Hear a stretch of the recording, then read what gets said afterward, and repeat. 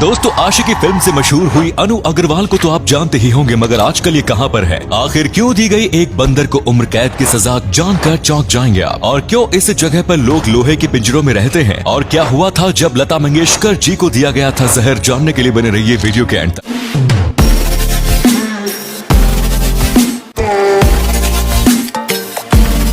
Number 1 दोस्तों, आशिकी film से मशहूर हुई अनु अग्रवाल को तो आप जानते ही होंगे, मगर आजकल ये कहां पर है चलिए हम आपको बताते हैं। 11 जनवरी 1969 को दिल्ली में अनु अग्रवाल का जन्म हुआ। बड़ी होकर अनु दिल्ली विश्वविद्यालय से समाज शास्त्र की पढ़ाई कर रही थी। तब महेश भट्ट की उन पर पहली बार नजर पड़ी तो उन्होंने अनु को अपनी रोमांटिक फिल्म आशिकी में काम करने को कहा और वहाँ से अनु को अपना पहला काम मिला। अनु अग्रवाल महज 21 साल की थी जब उन्होंने इंडस्ट्री में कदम रखा और अपनी एक्टिंग और अपनी खूबसूरती से सबको अपना दीवाना बना दिया। इसके बाद इन्होंने गजब तमाशा, खलनायिका, कन्यादान और किंग अंकल जैसी कई फिल्मों में काम किया। पर अचानक से वो अभिनय की दुनिया से दूर होती रही और फिर उन्हें 1996 में आखिरी बार Return of Jewel Thief film में देखा गया और फिर उन्होंने अभिनय की दुनिया को पूरी तरह से अलविदा कह दिया और आध्यात्म को अपना लिया। 1999 में ये फिर से चर्चा में आई जब एक सड़क हादसे के दौरान ये बुरी तरह से चोटिल हो गई, जिसकी वजह से वो 29 दिनों तक कोमा में रही और इसी दौरान वो अपनी आधी से ज्यादा याददाश्त खो बैठी। मगर 3 साल के लंबे उपचार के बाद धीरे धीरे उन्हें सब याद आने लगा।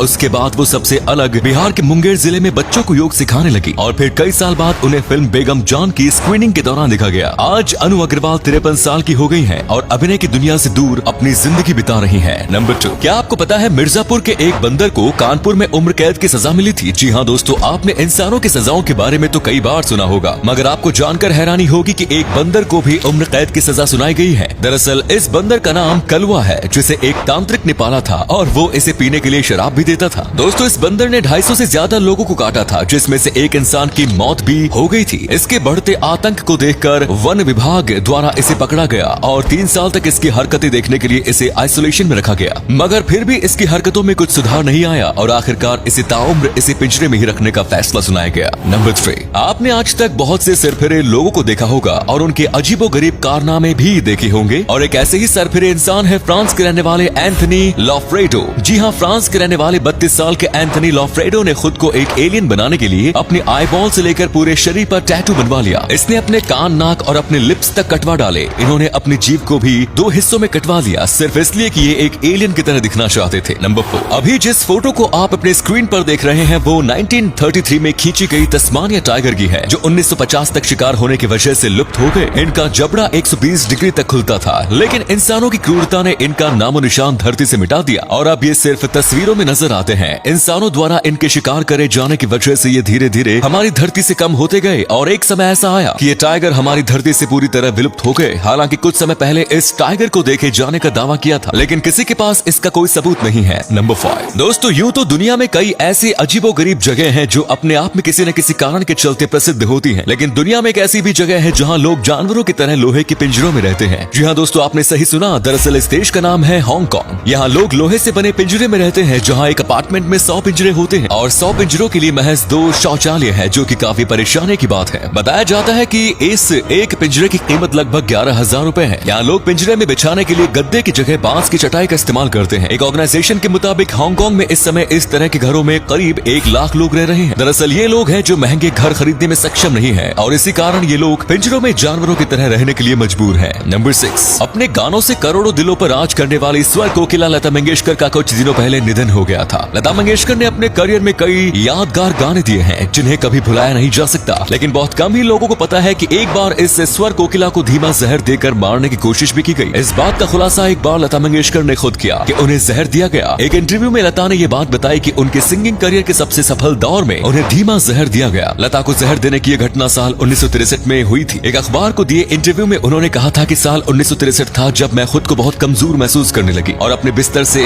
नहीं उठ पाती थी। लता मंगेशकर ने बताया कि जहर दिए जाने के कारण वो 3 महीने तक बिस्तर पर रही। लता के साथ जब ये घटना हुई तब वो 33 साल की थी। एक दिन सुबह उठते ही उन्हें पेट में जबरदस्त दर्द हुआ। उनकी हालत ऐसी थी कि वो अपनी जगह से हिलने में भी उन्हें दिक्कत हो रही थी। थोड़ी ही देर में लता को हरे रंग की उल्टियां होनी शुरू हो गई और उनका शरीर कंपकपाने लगा। तब पता चला कि लता जी को जहर दिया गया है। कहा जाता है कि लता के बीमार पड़ने के बाद उनका कुक अचानक गायब हो गया। लता ने बताया कि जहर देने वाले के खिलाफ कोई एक्शन नहीं लिया जा सकता क्योंकि उसके खिलाफ कोई सबूत नहीं है। उम्मीद है आपको आज की ये वीडियो पसंद आई होगी। अगर हाँ तो इस वीडियो को लाइक करें और अपना पसंदीदा फैक्ट कमेंट करें और वीडियो को शेयर जरूर करें। आपका एक शेयर हमें मोटिवेट करता है ऐसी और वीडियोस बनाने के लिए। धन्यवाद।